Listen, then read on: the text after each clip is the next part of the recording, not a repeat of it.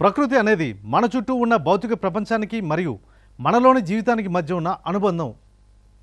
ప్రకృతి దేవుడు మానవులకు ఇచ్చిన అత్యంత విలువైన బహుమతి. ప్రకృతి అనేది ఈ గ్రహం మీద ఉన్న అన్ని జీవులకు అవసరమైన అన్ని పోషకాలకు ఇది ప్రధాన వనరు. మన గృహం భూగ్రహం అనే కార్యక్రమానికి స్వాగతం. ప్రకృతి మన జీవనానికి అంతిమ మూలం. జీవులు మరియు నిర్జీవులు రెండు ప్రకృతిలోనే ఉన్నాయి. ప్రతి ఒక్కరూ పరస్పరం ఒకదానిపై ఒకటి ఆధారపడి ఉంటారు. ఇది పర్యావరణ వ్యవస్థను నిర్వహించడానికి సహాయపడుతుంది. మొక్కలు, జంతువులు మరియు మానవులు అందరూ తమ మనుగడ కోసం ప్రకృతిపైన ఆధారపడి ఉంటారు. ఇది ఆక్సిజన్, సూర్యరశ్మి, నేల, నీరు మరియు ఇతర అవసరమైన భాగాలను సరఫరా చేస్తుంది. కానీ అటవీ నిర్మూలన, గ్లోబల్ వార్మింగ్ ప్రకృతిని నాశనం చేయడానికి ఒక ప్రధాన కారణమైంది. అధిక సహజ వనరులను దోపిడీ చేయడంతో పాటు ఇతర పరిశ్రమలు విషవాయువులను మరియు రసాయనాలతో పర్యావరణాన్ని కలుషితం చేస్తున్నారు. జీవ సంబంధమైన నష్టాన్ని తగ్గించడం, వస్తువులను తిరిగి ఉపయోగించడం మరియు కొత్త వాటిని సృష్టించడానికి ఉన్న పదార్థాలను రీసైకిల్ చేయడం ఇప్పుడు చాలా అవసరం. పర్యావరణంపై ఒత్తిడి తగ్గించడానికి మరియు దానిని సమతుల్యతను పునరుద్ధరించడానికి ప్రపంచవ్యాప్తంగా ఉన్న ప్రజలు చేతులు కలపాల్సిన సమయం వచ్చింది. ప్రమాదాలు మరియు ఎదురవుతున్న ముప్పుల నుండి మన ప్రకృతిని రక్షించడానికి అత్యంత జాగ్రత్తగా ప్రకృతికి సేవ చేయడం ఇప్పుడు మన ముందున్న ముఖ్యమైన లక్ష్యం. పెరుగుతున్న జనాభాతో పాటు ప్రకృతికి ముప్పులు పెరుగుతూనే ఉన్నాయి. జనాభా పెరుగుదలతో వనరులు ఇప్పుడు క్షీణిస్తున్నాయి. అధిక స్థాయిలో గాలి మరియు పర్యావరణ కాలుష్య కారకాలు ఈ మిశ్రమానికి తోడవుతున్నాయి. పారిశ్రామిక వ్యర్థాలు, అపరిమిత వాహనాల వినియోగం, అక్రమ చెట్ల నరికివేత, వన్యప్రాణుల వేట మరియు అనేక ఇతర అంశాలు సహజ వ్యవస్థల అంతర్యానికి దోహదం చేస్తున్నాయి.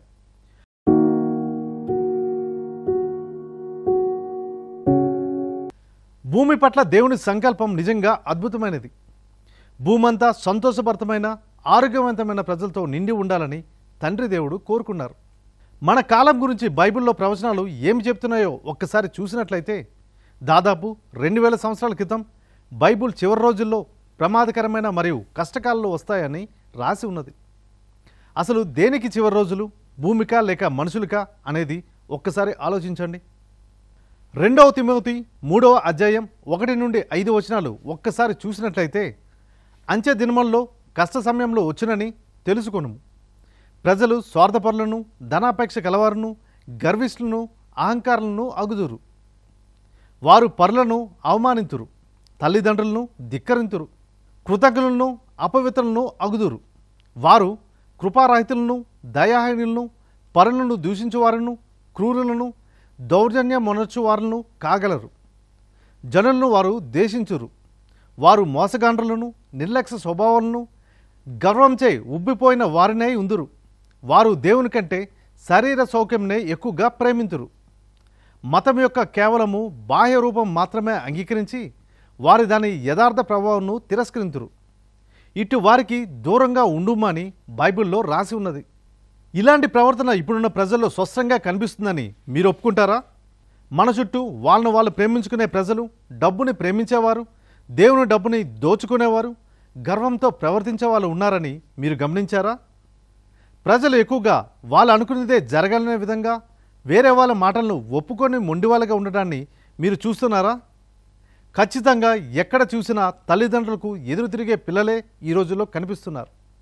దేవుని కన్నా సొంత సుఖాలని ఎక్కువగా ప్రేమించే వాళ్ళే ఉన్నారని మనకి తెలుస్తూనే ఉంది. ప్రస్తుత పరిస్థితులు కూడా రోజు రోజుకు భయంకరంగా తయారవుతున్నాయి.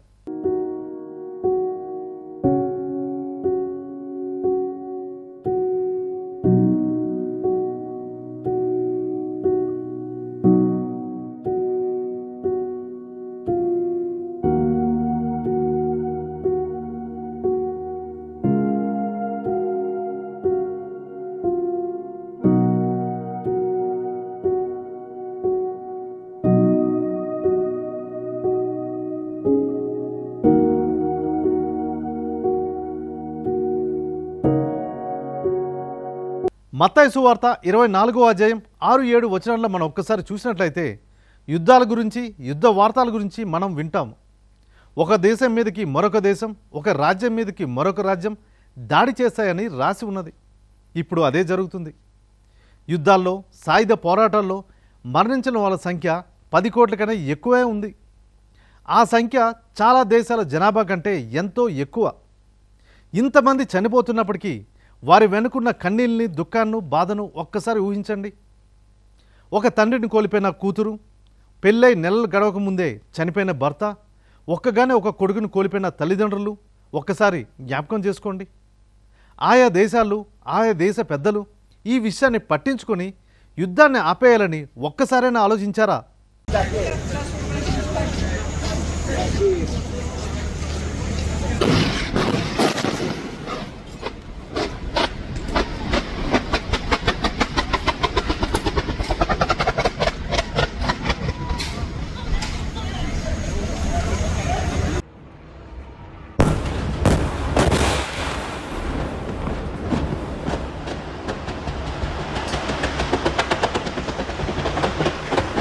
వరల్డ్ ఫుడ్ ప్రోగ్రామ్ నివేదిక ప్రకారం మనమందరం తినగలిగినంత ఆహారాన్ని మనం పండిస్తున్నప్పటికీ ఈ ప్రపంచంలో సగటున ప్రతి 9 మందిలో ఒకరు ఇంకా ఖాళీ కడుపుతోనే పస్తులుంటున్నారు.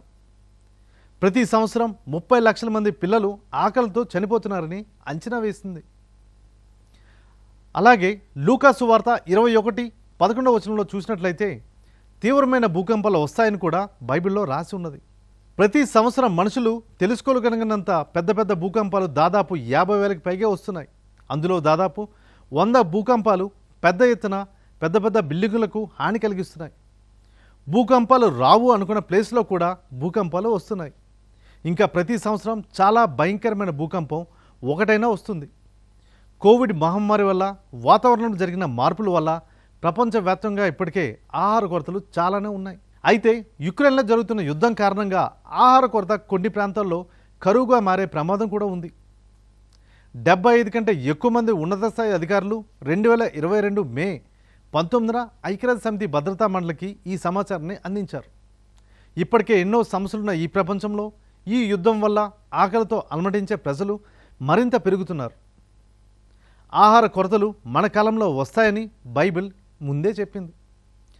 ఆహార కొరతల గురించి బైబిల్ ముందు చెప్పిన విషయాలు ఇప్పుడు అంటే ఈ చివరి రోజులు అని బైబిల్ సూచిస్తుంది.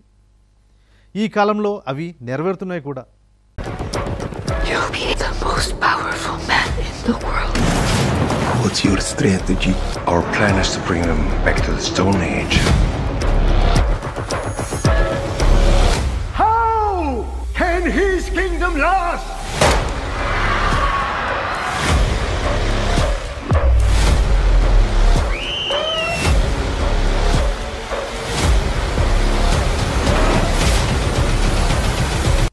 మన గృహం గురించి ఒక్కసారి ఆలోచించండి. కనీస అవసరాలతో జీవితాన్ని నెట్టుకొని వచ్చేలా కాకుండా జీవితాన్ని ఆస్వాదించేలా దేవుడు ఈ భూమిని అద్భుతంగా రూపొందించారు. పిల్లగాలి తగిలినప్పుడు, వెచ్చని సూర్యరశ్మి తాకినప్పుడు, రసం నిండిన పండును రుచి చూసినప్పుడు, పక్షుల కిలకిలలు మన చెవిన పడినప్పుడు మనసుకు ఎంతో ఆనందం, ఆహ్లాదం కలుగుతుంది. ఇవన్నీ మన సృష్టికర్త మన గురించి ఎంతగా ఆలోచించి సృష్టించారో ఒక్కసారి ఆలోచించండి. ఆయనకు మన మీద ఎంత ప్రేమ ఉందో మీకు తెలుస్తుంది. ఒక్కసారి విశ్వాన్ని పరిశీలించి చూడండి. అంతరిక్షం ఆయనకు ఎంత శక్తి ఉందో వివరిస్తుంది. రాత్రివేళ ఆకాశాన్ని చూసినప్పుడు ఆ విశ్వాన్ని విస్తరించేస్తున్న ఆ వేగాన్ని అంతకంతకు పెంచుతున్న శక్తి అంతా ఎక్కడి నుండి వస్తుందో ఒక్కసారి ఆలోచించండి. మన సృష్టికర్తకు అధిక శక్తి ఉందని మనకి తెలుస్తూనే ఉంది. చూపు లేని వాళ్ళు ఆయా విషయాలను అర్థం చేసుకునే తీరు కూడా వేరుగా ఉంటుంది. నీడ అంటే మనకు సూర్యుని వెలుతురు పడని స్థలం, కానీ చూపులేని వాళ్ళకైతే అది సూర్యుని వేడి తగలని చల్లని చోటు. చూపులేని వాళ్ళు నీడను కానీ వెలుతురుని కానీ సొంతంగా చూడలేరు. అలాగే మనమంతటా మనం దేవుని గురించి తెలుసుకోలేము. అందుకే తన లక్షణాలను, వ్యక్తిత్వాన్ని పూర్తిగా అలవర్చుకున్న యేసు ప్రభువారిని మన కోసం ఆ తండ్రి దేవుడు పంపించారు. యేసు ప్రభువారు తన తండ్రి గురించి కేవలం మాట్లాడమే కాదు, కానీ ఆయన ఎలా ఉంటాడో మనకి చూపించారు. ప్రభువా, తండ్రి మాకు కనపరచుమని యేసు ప్రభు శిష్యులైన ఫిలిప్ గారు అడిగినప్పుడు, నన్ను చూసిన వాడు తండ్రిని చూసి ఉన్నాడని యేసు ప్రభు వారు చెప్పారు. యేసు ప్రభు వారు చేసిన పనుల గురించి తెలుసుకోవడం వల్ల తండ్రి గురించి కొన్ని విషయాలను మనం గమనించగలం.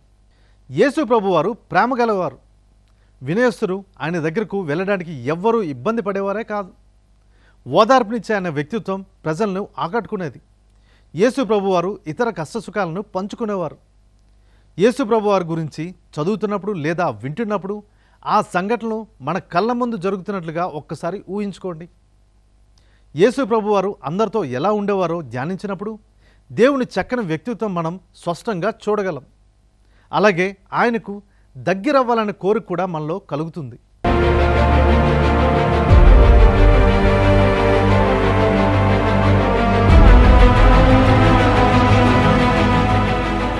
In this world, you will have trouble, but take heart, for I have overcome the world.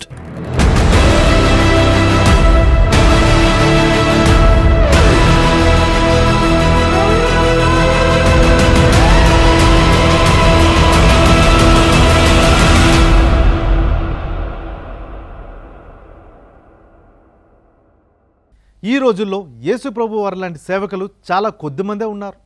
ఒకడు కొత్తగా జన్మించితే గానీ అతడు దేవుని రాజ్యంను చూడనేరని యేసు ప్రభు వారు చెప్పినట్లుగా ఏ ఒక్కరు కూడా అటువంటి ప్రయత్నాలు చేయక దేవుడిచ్చిన అధికారంతో ఆధిపత్యాన్ని చెలాయిస్తూ పేదలను, అవసరంలో ఉన్నవారిని ఆదుకోనకుండా ఉన్నారు.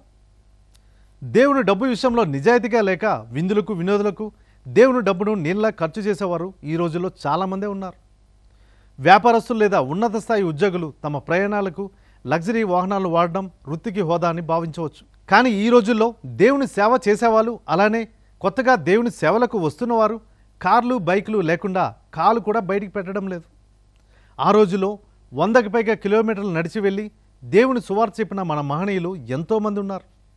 వారు ఏర్పరిచిన పాఠశాలలు కానీ, హాస్పిటల్స్ కానీ, వారు స్థాపించిన సంస్థలు కానీ వారి ముందు చూపులకు పేదలకు సేవ చేయాలన్న ఆలోచనే వారికి ముందుకు నడిపించింది. ఈ రోజుల్లో చూసినట్లయితే ఎక్కడ దొరుకుతుంది ఉచిత వైద్యం, ఎక్కడ దొరుకుతుంది ఉచిత విద్య? ఫ్రీ కాదు కదా, 50% రాయితీ కూడా ఎక్కడా లభించట్లేదు. మధ్యతరగతి వారు సైతం పిల్లలను చదివించలేకపోతున్నారు. ఒకవైపు క్రైస్తవులుగా మారితే వర్తించిన ప్రభుత్వ పథకాలు, మరోవైపు స్కూల్లో అధిక ఫీజులు కట్టలేక చదువుకు దూరమవుతున్న పేదవారు చాలామందే ఉన్నారు. భారతదేశ విద్యారంగంలో క్రైస్తవ మిషనరీలు ఎంతో సేవ చేశాయి. చెన్నైలోని Loyola college, Saint Joseph college, Madras విశ్వవిద్యాలయం వంటి అనేక పేరుగాంచిన విద్యా సంస్థలను స్థాపించారు. వారు నాణ్యమైన విద్యను అందించడం ద్వారా భారతదేశంలో విద్యారంగానికి, ముఖ్యంగా బాలికల విద్యకు గణనీయంగా తోడ్పడ్డారు. గణిత శాస్త్రవేత్తలు శ్రీనివాస రామానుజన్, భారత మొదట ఉపరాష్ట్రపతి సర్వేపల్లి రాధాకృష్ణ గారు, నోబెల్ గ్రహీతలు సర్ సివి రామన్ గారు, ఏపీజే అబ్దుల్ కలాం ఇలాంటి వారు చాలామంది మన మిషనరీ స్కూళ్ళు, కాలేజీలో చదువుకున్నవారే.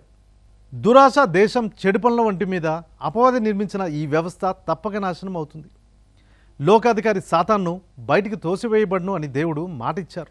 అపవాది యొక్క క్రియలను లయపరచడానికే దేవుని కుమారుని ప్రత్యక్షమాయను అని బైబిల్లో ఉంది. దేవుడు తన రాజ్యానికి రాజుగా యేసు ప్రభువారిని నియమించారు. ఆయనకు రోగుల్ని బాగు చేసే శక్తి ఉంది. ప్రకృతిని నియంత్రించే శక్తి కూడా యేసు ప్రభు వారికి ఉంది. ఇకపై అనుకోకుండా జరిగే సంఘటనల వల్ల ఎవ్వరూ బాధపడరు. క్రీస్తు ప్రభుని పరిపాలనలో ఎలాంటి విపత్తులు రావు. అటువంటి ప్రభు రాజ్యంలో మనమందరం ఉండాలని ప్రార్థించుదాం. ఇది ఈ వారం మన గృహం భూగృహం విశేషాలు. చూస్తూనే ఉండండి రేడియో వేటర్స్ ఆసియా తెలుగు, మీ క్రాంతి స్వరూప్.